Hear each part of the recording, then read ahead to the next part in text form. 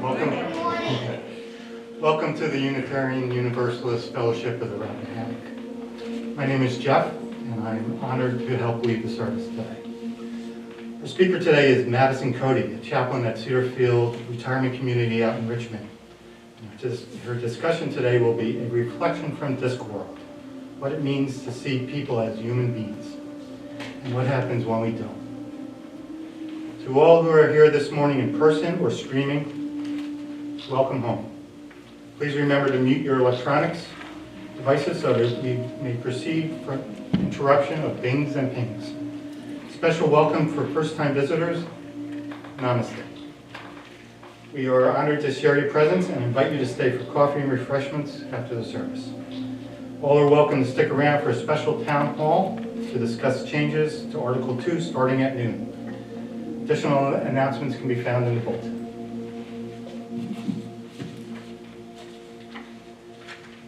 As we ignite this chalice, we stare into the flames and realize we are all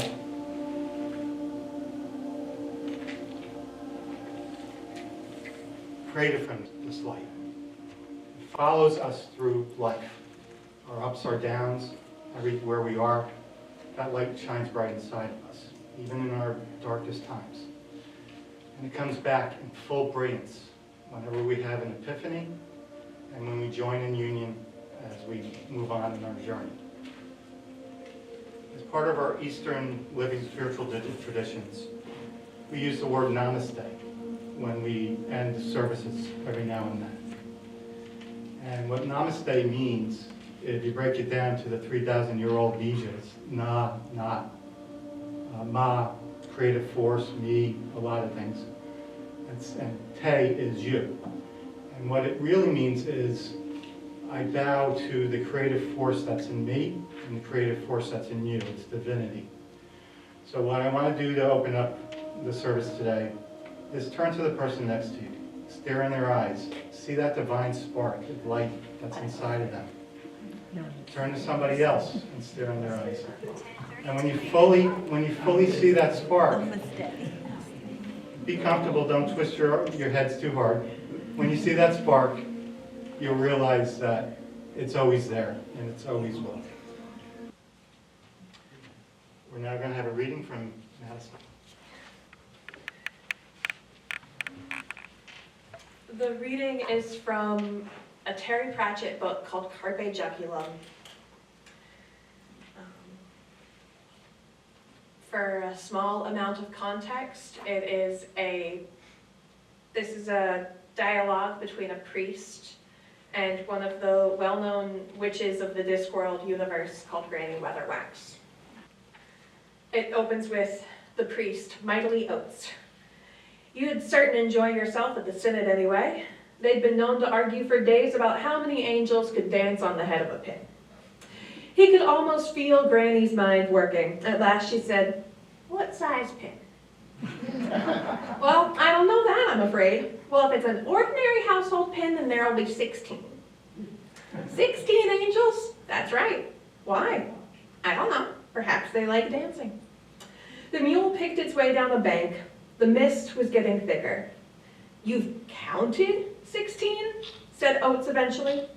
"No, but it's as good an answer as any you'll get. And that's what your holy men discuss, is it?" "Not usually. There's a very interesting debate raging at the moment about the nature of sin, for example." "And what do they think? Against it, are they?" "Well, it's not as simple as that. It's not a black and white issue. There are so many shades of gray." "Nope." "Pardon?" "There's no grays, only white that's got grubby. I'm surprised you don't know that." "And sin, young man, is when you treat people as things, including yourself. That's what sin is." "Well, it's a lot more complicated than that." "No, it ain't. When people say things are a lot more complicated than that, they means they're getting worried they won't like the truth. People as things, that's where it starts. Oh, I'm sure there are worse crimes, but they starts with thinking about people as things." The offering we take each Sunday is an opportunity to recommit to this place and to each other. It's much a ritual of singing together, lighting our chalice, or meeting for coffee and conversation.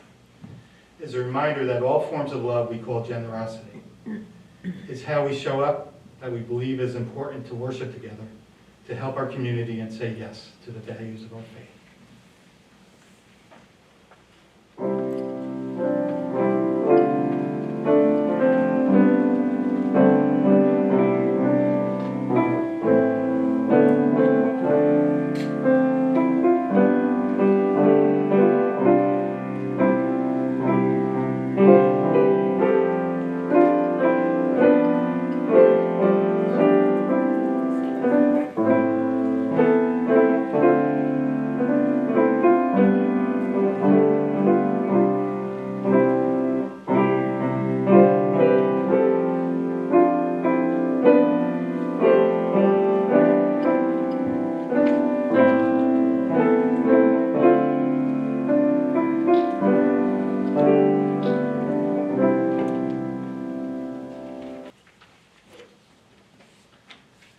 Our speaker today is Madison Cody. Madison is a chaplain at Cedarfield Retirement Community in Richmond, Virginia. Prior to Cedarfield, she provided spiritual care and for the patients of ECU Health, where she received a master's in patient counseling, and quickly found that spiritual care was much more than a job, it was her passion. She's been in chaplaincy since graduating with a master's in divinity from Union Presbyterian Seminary in 2022, and is set to be ordained at the end of the month. Madison loves tea, the beach, all sorts of arts and crafts, and games. Madison's discussion today, entitled A Reflection from the DiscWorld, what it means to see other humans and people, and what it means when we don't. I know some of you are the Terry Prachett fans. I've never read the book, so I'm really, really interested to see what's coming on. And without further ado, Madison Cody. Well, thank you. Thank you so much for having me here. It is such an honor to be here. You heard a little bit about me in that introduction. I guess a little bit more about me. I am and always have been an avid reader. Lord of the Rings, Tolkien, C.S. Lewis, L'Engle, and A Wrinkle in Time. These are the books that very much made me who I am. I grew up on them, and it's because of those books that I learned how to be in this world, what was important to me. And one of my favorite authors I didn't discover until I went to college, and that was Terry Prachett. He very quickly rose to the top of my list, to the point where sometimes I would finish one of his books and not want to read anything different because they just didn't feel the same way. And I didn't want to pick up a book that didn't make me as happy and joyful and think as much as Pratchett's books did. He has a way of playing with the language where you can tell he's having fun just by writing. He is having the time of his life, and it makes me enjoy reading to see someone have so much fun with what they're doing. And yet, while his books are funny and witty and a little bit inane, they always have some amount of beautiful truth to them, of weight, of meaningfulness. They're always incredibly insightful.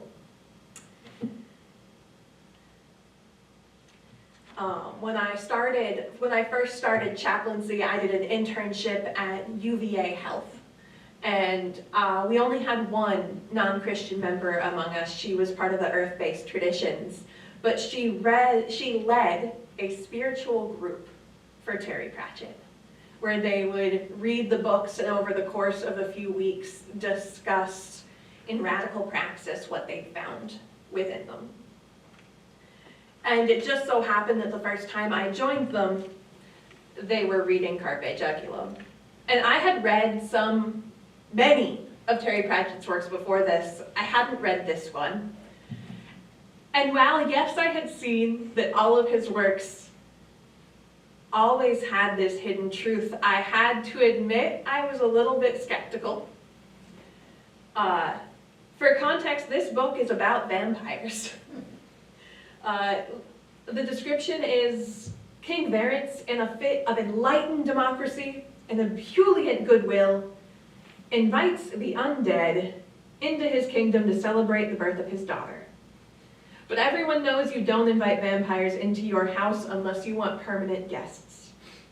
Once ensconced within the castle, these wine-drinking, garlic-eating, sun-loving modern vampires have no intention of ever leaving. And as the kingdom living are about to discover, there's only one way to fight. Go for the throat, or as the vampires themselves say, carpe juculum. I wasn't sure what I would find in this book. I certainly didn't expect the conversation that I found between the priest and Granny Weatherwax. And when I read that passage, it stuck with me. I kept thinking about it, and I couldn't find any example in my mind that didn't fit.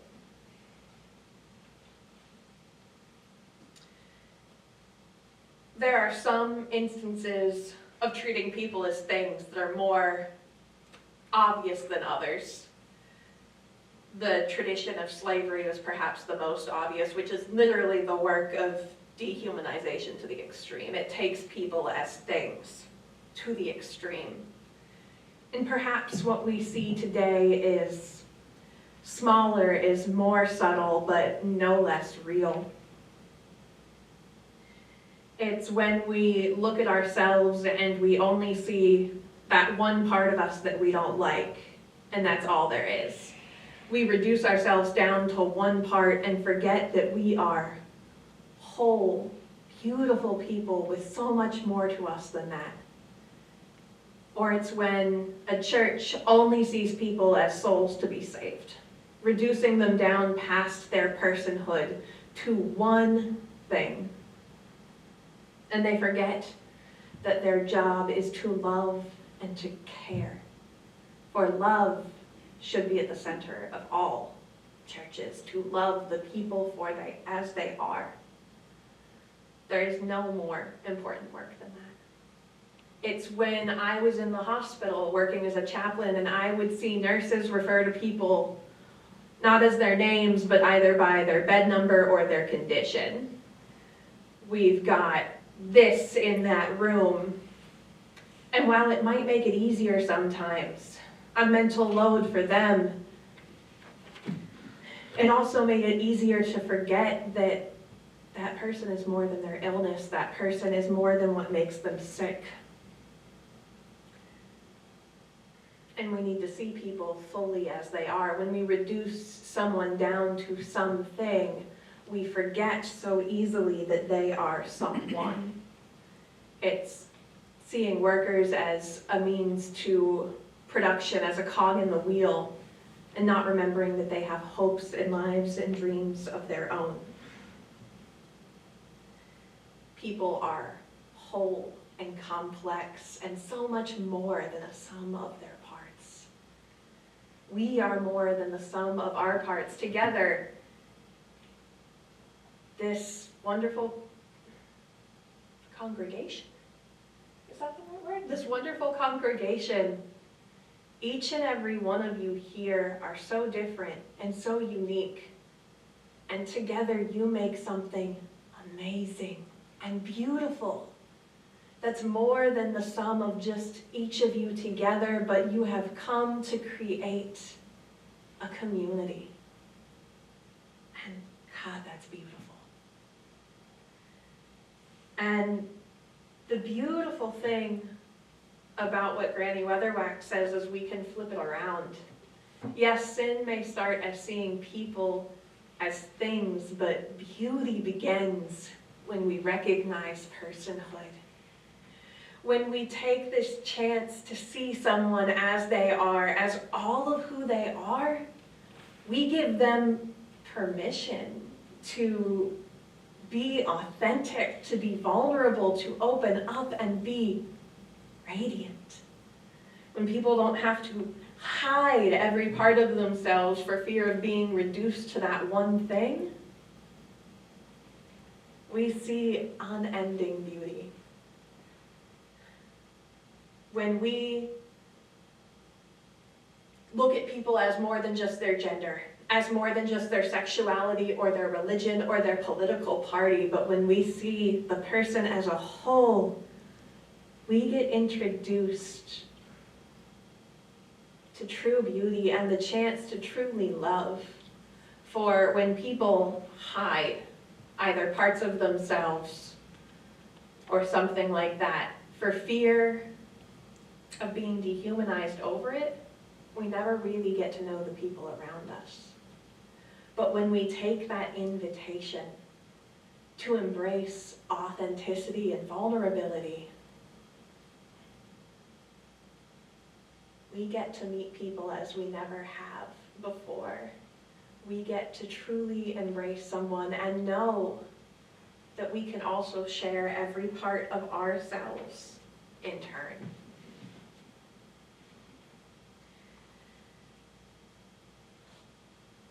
And it's everywhere. I've seen it. I've seen it in the hospitals. I've seen it in this retirement community I work at. I've seen it in other churches I've preached at. Personally, I'm Presbyterian. I'm about to be ordained next weekend at Campbell Memorial down the road. But I'm also a chaplain, and that means I get the joy of seeing how divinity changes and what it looks like for each person, or perhaps what it doesn't look like. And all of that is beautiful. And the more I work in spiritual care, the more I realize I could probably get all of the doctrine wrong and be fine as long as I get the loving each other and being authentic with one another part correct.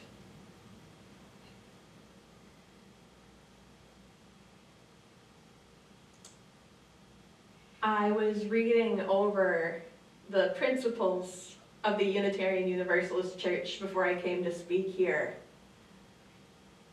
And I find myself so, I don't know if I have the right word, impressed, amazed, happy. It was such a wonderful thing to see. And as I read over them, I can just see them in the background saying, we refuse to see people as things. As you strive for justice, as you strive to recognize the humanity, the full humanity of each person, you embrace this work of authenticity, of personhood. And that's why I'm truly honored to be able to be here, to be invited here. Living into your principles means living into this work of authenticity. It means living into this work of knowing what people are and what people aren't.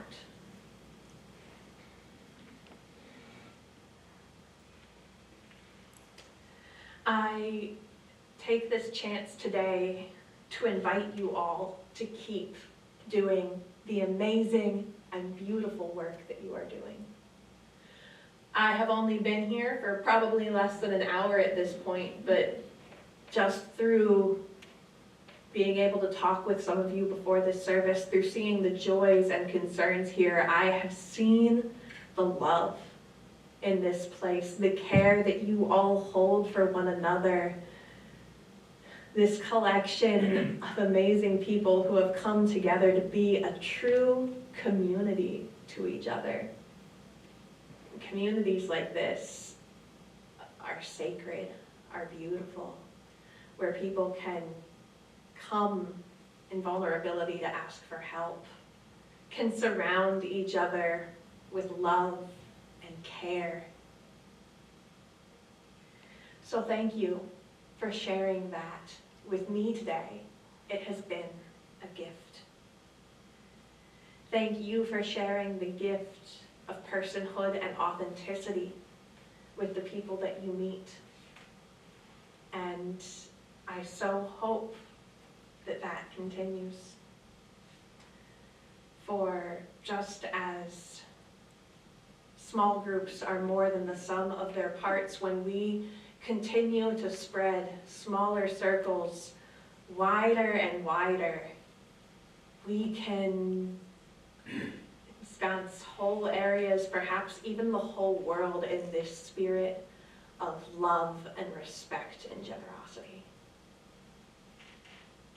And I cannot wait to see that happen. Namaste.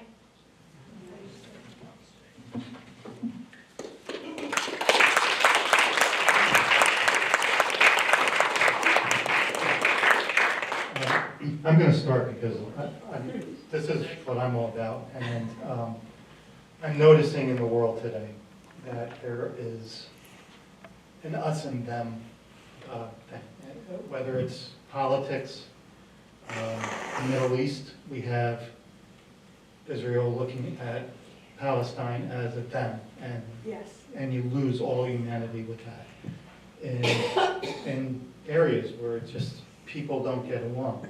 And when you're in an us and them, you pull yourself out of that namaste I was talking about, where it's inside and you see it inside somebody else. Yeah. And as a chaplain, how do you help guide people from holding resentment against another group and feeling the love there? Yeah. It's difficult because I try very hard not to lecture the people that I'm caring for. And a lot of the times they're going through problems of their own. They're afraid, they're sick, they're hurting. And we don't often have the chance for conversations about the world state or the state of othering people. But when I do have the opportunity, it's that gentle reminder to do the hard work of loving. Especially, I saw it more when I was a hospital chaplain. Someone would be older, or usually like a white older Christian, and they'd look at me and assume I had the same values and start bad-mouthing somebody. And it would just be that quiet, yeah, I know it's hard to, I don't even remember what they were talking about, but I was mildly horrified on the inside. But and that's when we really need to love each other. We might not agree. I think they may have been talking about the queer community, which I'm a part of. And it was that moment of, yeah, I hear that that's hard for you and that that's scary. And that's really when we need to lean into the love that we're supposed to give.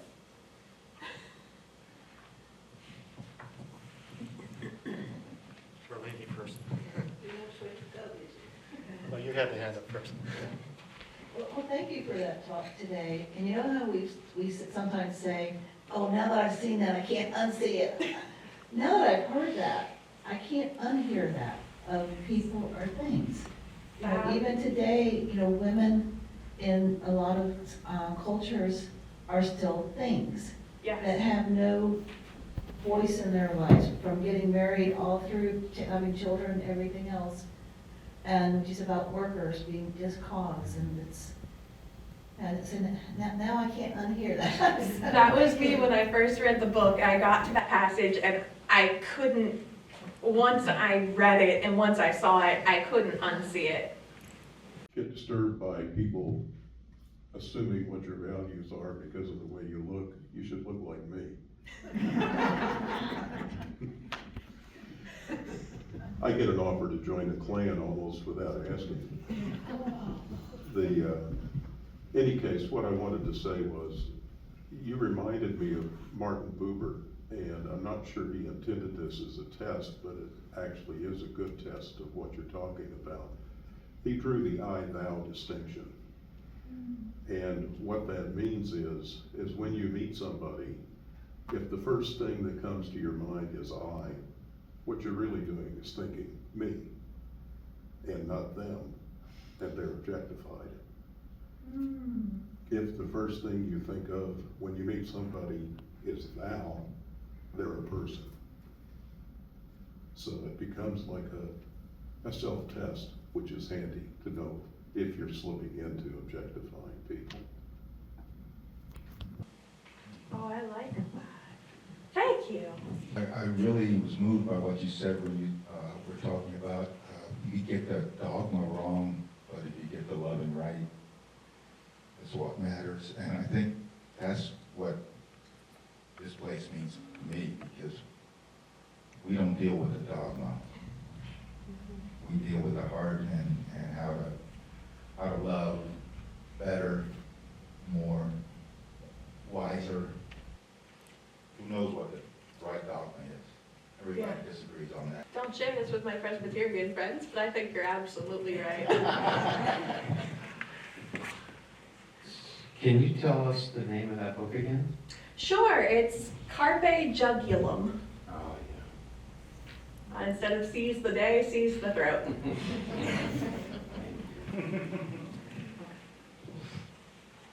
Another, if you're looking for other books with similar to that, Good Omens is a good one. It was a book written by both him and by Terry Prachett and Neil Gaiman, and it really focuses on the beauty of being human. Well, I thought that was great, and I really appreciate your coming.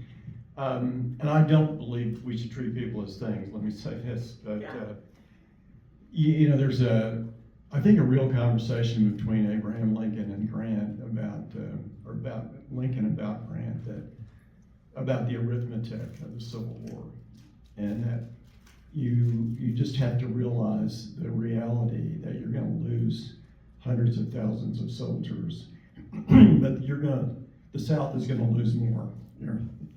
And reading about Eisenhower during D-Day and what he had, the decisions he had to make about committing all these soldiers that he knew were gonna die. And thinking about, you know, doctors who have to operate and think of the disease first so they can understand it. And all the complexities of the human being they have to just put aside for the moment in order to, you know, deal with the disease. So I think there are times, maybe, when the occasion forces you to think of people in the abstract, you know, to do, you know, what you have to do.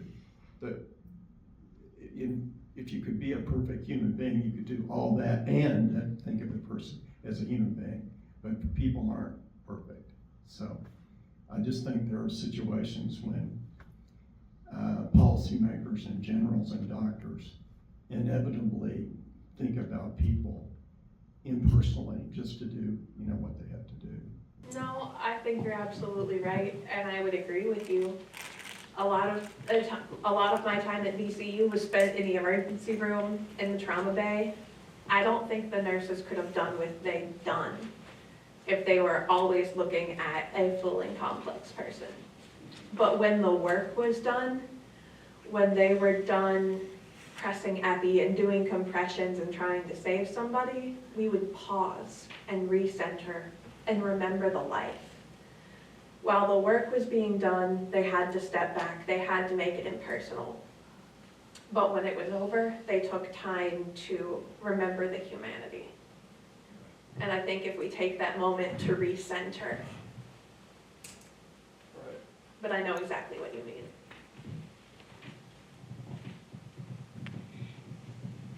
You certainly dance with life, and that's what life is for me, to dance. But a compound question. Would you distinguish between a chaplain and a minister? And do you see your work as a chaplain overflowing being a minister? So I could only answer this in the context of my denomination. In my denomination, a minister is a person who is actively devoting their time and energy to one church and to that one congregation, to lead them as a spiritual guide, a pastoral counselor, as the head of that community. A chaplain embraces a larger community and sits with people where they are, whatever they believe or don't believe. As a chaplain, I step away from my Presbyterian roots and embrace people wherever they are and never go further than that. If they want to talk about spiritual things, I am there. If they want to talk about movies as a way to process through that, I am there too. And yes, they overflow. They probably overlap more where I work now at a retirement community where I give sermons, I do religious programming. But when it comes to one-on-one, I am less a Presbyterian minister and more a person there to listen. Madison, to continue that segue a little bit, but as you said, stepping away from your Presbyterian roots to some measure, as you thank this congregation for your invitation to be here, I thank you for sharing with us your insight, your joy, your intellect, your enthusiasm, your just gregarious nature, just is refreshing. Thank you. You're welcome. And the 7 principles of Unitarian that we embrace, so pleased that they spoke to you, because our previous minister was Presbyterian, and likewise had been, I think, ordained as Presbyterian. Her husband, actually, ironically enough, was the previous minister at Campbell Presbyterian. So. Ironically enough, I was his intern. Next week, I will be being ordained at Campbell. And it was largely thanks to Jim and to Susan that I found my way into chaplaincy. Yeah, well, you mentioned that. So maybe some of those intersections of connection will continue to be part of your life for decades to follow. I hope so. Thank you. Just wanted to say thank you for reminding us to reach beyond our fear and touch that part of us that we all have within that's connected. Absolutely. We need to hear that every day, especially in the climate that we have now. We need to hear it every day.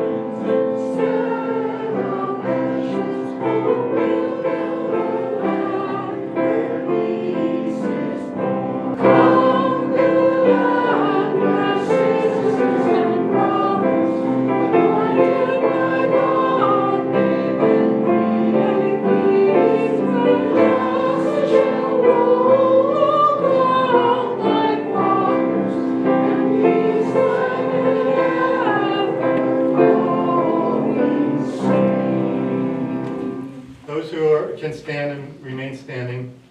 If you want to form in a semicircle, those who, there's a lot of crutches here today, you need a safe place, we'll come to you. We extinguish this flame, but not the light in our heart, or the sparkle that we see in the eyes upon we gaze. What I would like to do is, Madison, you go that way, and just do a namaste across. And as we go in peace and we go out and have some coffee, everybody can follow around and just lay eyes on somebody, truly see them for who they are and the light that comes in, and then we can leave. We'll get the shorter ones, the people at the end will get the more namaste. Oh, my goodness.